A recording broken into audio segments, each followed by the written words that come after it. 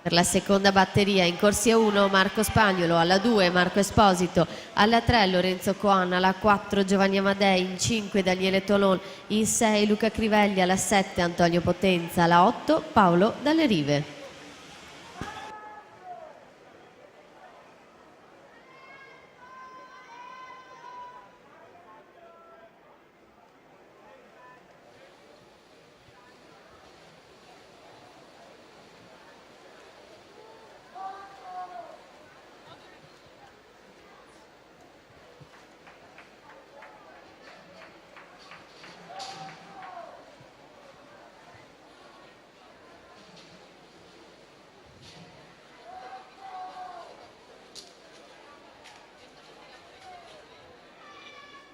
(55.09) Luca Crema in corsia 6 si aggiudica questa prima batteria.